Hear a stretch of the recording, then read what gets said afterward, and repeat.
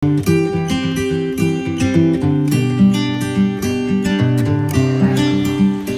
teman-teman Bali, apa kabar? Senang sekali ya kita bisa berjumpa lagi di podcast KPU Kabupaten Bangka.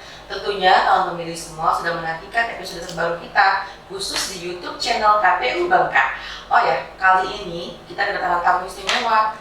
Sebenarnya siapa sih yang menjadi tamu kita kali ini? Masih tentang data pribadi, tentang kehidupannya, tentang pengalamannya yang mungkin akan menjadi referensi kita untuk teman-teman ini semuanya. Sebelumnya, walaupun pandemi saat ini sudah mereda, tetap ya kita mengutamakan mengedepankan protokol kesehatan dalam proses syuting.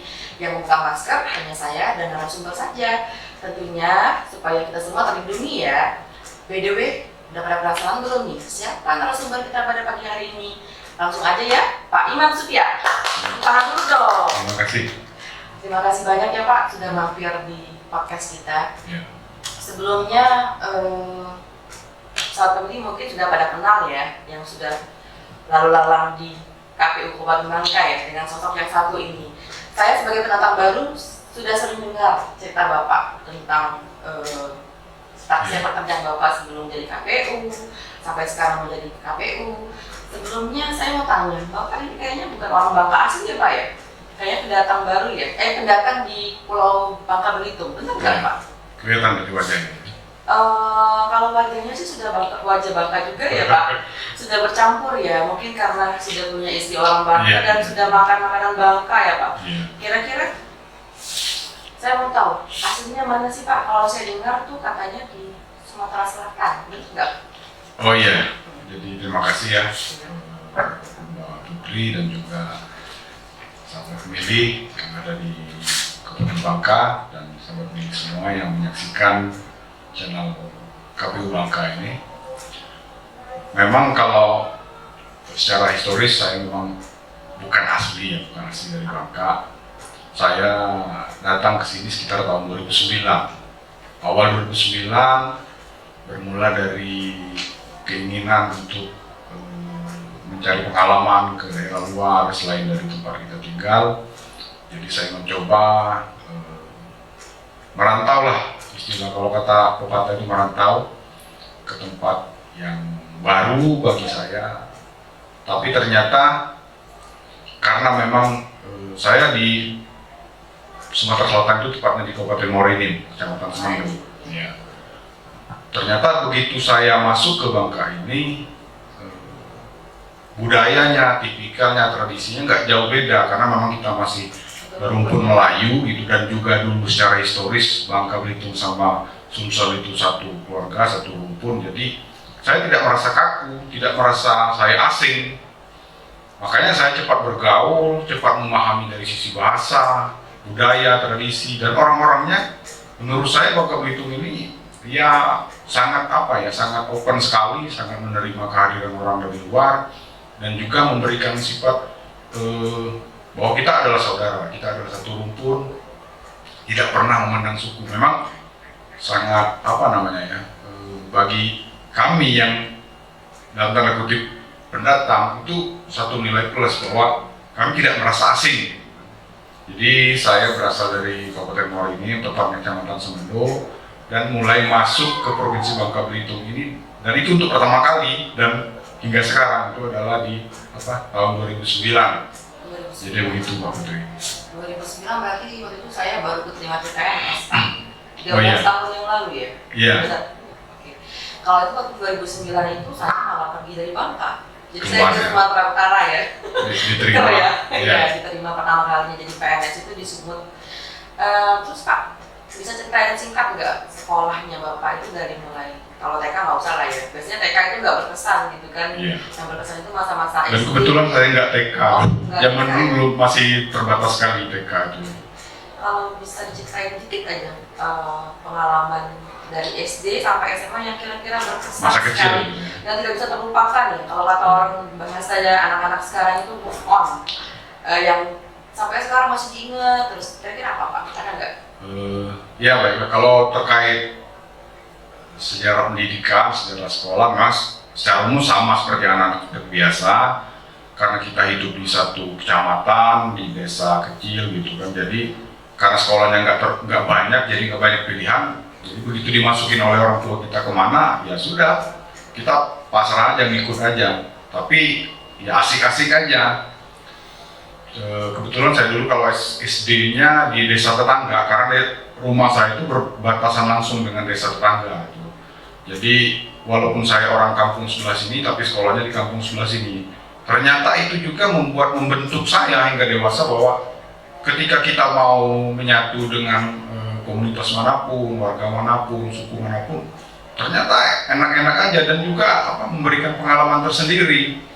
Saya tidak merasa asing dan juga orang tidak menerima saya sebagai orang yang asing gitu. Jadi saya mulai bersatu, menyatu dengan warga setempat.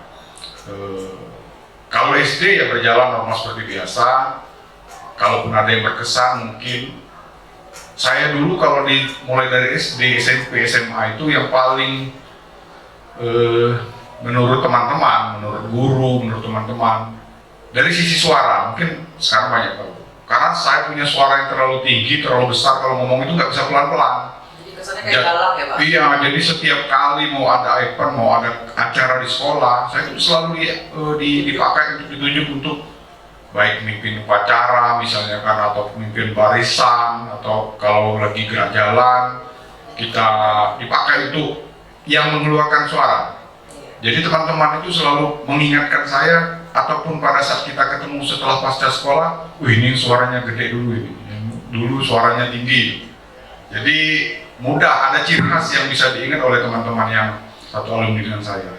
Itu untuk SD ya, sampai ke SMP, SMA, saya tetap berada di sekolah yang dalam satu kecamatan. Makanya kalau saya bilang sama anak-anak saya sekarang, ayahmu ini SD-nya SD 1, SMP-nya SMP 1, SMA-nya SMA 1. Ya bukan karena ada sifat sekolahnya lebih baik atau seperti apa, tapi karena memang di kecamatan itu adanya itu. Di desa itu adanya SD itu, SMP itu, jadi ya berjalan normal seperti biasa gitu. Kalau boleh tahu kelahiran tahun berapa ya Pak? Gimana nih? Kayaknya masih muda ya? Muda dan muda. Kelihatannya. Dari semangatnya gitu, dari suaranya itu kayaknya masih muda. Tapi betul juga sih, karena ada yang tua juga semangatnya besar ya, tinggi. Kalau boleh tahu tuh bocoran, siapa tahu ada nanti yang mau kasih kado gitu ya. Ya kebetulan kalau untuk tahun lahir, saya lahir di tahun 1983, tepatnya bulan Agustus tanggal 15. Dan kalau terkait hari lahir, banyak orang yang lupa kalau saya lahir di hari itu, baik keluarga, teman sekolah, karena di momen 17 Agustus itu kan 1 minggu sebelum 17 itu banyak kegiatan. Jadi teman-teman pada lupa, terutama di zaman sekolah itu nggak tahu kalau saya hari itu ulang tahun. Walaupun saya berharap ada teman yang memberi, kalau anak-anak muda sekarang kan ada yang mengucapkan apa, tapi karena momennya itu di H-2 17 Agustus, orang sudah sibuk upacara, latihan, geladi, jadi saya itu sering terlupakan di hari bahagianya, hari lahirnya pada saat. Tapi tidak apa-apa, itu adalah hal biasa. Tapi mungkin karena secara histori bagi saya itu berkesan, jadi menjadi cerita tersendiri terkait hari lahir H-2 dari hari kemerdekaan Indonesia itu. Setelah selesai sekolah, terus biasanya aktivitasnya apa Pak? Kalau di masa-masa SMA ya, kalau SMP mungkin masih remaja ya.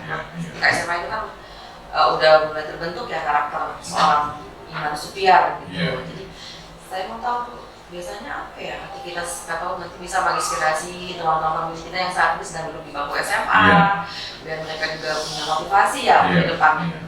Kira-kira apa Pak? Kalau di masa-masa SMA memang yang sudah mulai terasa berkesan itu pada saat kita di SMA karena memang kita sudah bergaul dengan berbagai utusan dari beberapa sekolah, jadi kita sudah terbiasa untuk bergabung, bukan hanya dari SD kita, tapi kita sudah digabungkan dari beberapa sekolah. Membaur, dan itu membentuk kita, membentuk karakter kita, membentuk jati diri kita, mulai belajar mengenal siapa diri kita. Dan kebetulan kalau di SMA itu kan kita sudah mulai diajari cara berorganisasi, cara berorasi, kalau ada pemilihan OSIS atau apa itu kan kita sudah diajari untuk berdemokrasi. di SMA pada saat saya SMA dulu memang itu tadi sering ditunjuk oleh guru untuk jadi apa, jadi ketua ini, kalau ada event ketua panitia gitu kan. Dan apa namanya, SMA itulah yang mulai membentuk saya akan seperti apa ke depan, karakter. Bahkan di 2001 kalau nggak salah saya pernah diajak untuk bergabung di Paskibraka, pernah ikut di seleksi sampai untuk ke nasional tapi nggak dapat, cuma masuk di tingkat kabupaten. Itu sudah kebanggaan tersendiri, apalagi kita utusan kecamatan yang jauh kan dari ibu kota kabupaten. Itu adalah momen dalam hidup yang tidak akan pernah kita lupakan, karena beberapa hari dididik di Paskibraka itu membuat karakter kita itu makin terbentuk. Terkait dengan saat ini posisi Bapak sebagai komisioner KPU Kabupaten Bangka, tentunya kan ada latar belakang kenapa Bapak ingin terjun ke dunia pemiluan ya, menjadi anggota KPU. Dan satu lagi yang saya terlewatkan, kenapa sih bisa ke Bangka? Nah, gitu. Coba Pak ceritain. Oh iya, kalau terkait histori saya ke Bangka secara ini apa namanya sejarah kenapa bisa. Awalnya dulu bagi kami yang ada di seberang sana ya, di daerah Sumatera Selatan, Bangka Belitung itu jauh banget gitu. Bagi kita itu di mana Bangka Belitung itu? Karena kita kan tahunya dari peta kan, ini Pulau Bangka, ini Pulau Belitung. Kesan kita itu akan jauh, susah dicapai, sudah susah. Ternyata setelah, dan betul waktu itu saya diajak oleh teman saya sekolah, dia mengajak saya, yuk coba main ke Bangka, saya tahu ada apa gitu kan, ada pekerjaan, ada pengalaman baru. Begitu saya coba ternyata nggak seperti yang saya pikirkan, ternyata mudah, aksesnya sudah sangat banyak, dari apa namanya akses laut mau dari udara cepat, istilahnya kita mau ke Bangka itu dari Palembang itu kan. Dan memang apa namanya ada ketertarikan tersendiri, kita mau mengenal daerah yang kalau di dalam satu hamparan pulau, kita misalnya dari Sumatera Selatan mau main ke provinsi-provinsi yang ada di Pulau Sumatera itu kan menikmatinya perjalanan darat atau paling perjalanan darat. Tapi kalau ke Bangka Belitung ini kan dengan menyeberang itu ada ketertarikan tersendiri.